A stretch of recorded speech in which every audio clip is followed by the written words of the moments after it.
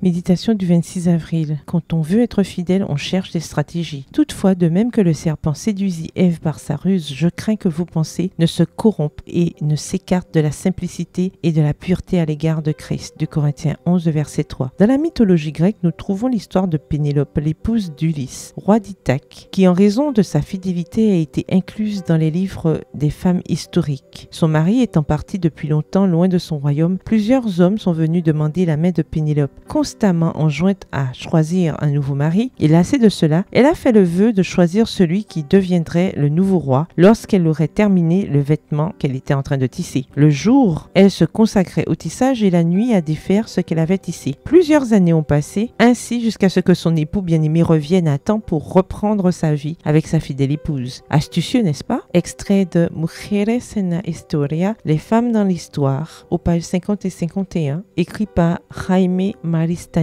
Notre bien-aimé Jésus est parti dans son royaume au ciel, où il nous prépare un endroit où nous pourrons vivre lorsqu'il reviendra nous chercher. Cependant, il semble que son retard ait conduit de nombreuses personnes à l'oublier et même à ne plus croire en son retour. En conséquence, elles ont cherché d'autres amours et d'autres rois pour leur vie. Qu'est-ce qui a poussé Pénélope à faire n'importe quoi pour rester fidèle à son mari? Son amour pour lui et sa confiance en son retour. Aujourd'hui, il y a un adversaire qui nous présente des candidats séduisants pour nous pousser à trahir notre Jésus bien-aimé. Il se présente sous la forme d'emplois brillants, de cours, le sabbat, de nouvelles religions, d'amitiés utiles, etc. L'apôtre Paul se préoccupait de ce que les Corinthiens restent fidèles au Christ face aux tentatives visant à les tromper. Il le ferait encore pour nous aujourd'hui. La bonne nouvelle, c'est qu'il suffit de deux choses pour rester fidèle: l'amour et la foi. L'amour pour Jésus et la foi dans le fait qu'il reviendra nous chercher. Quelles que soient les offres alléchantes de l'ennemi, si nous aimons Dieu et que nous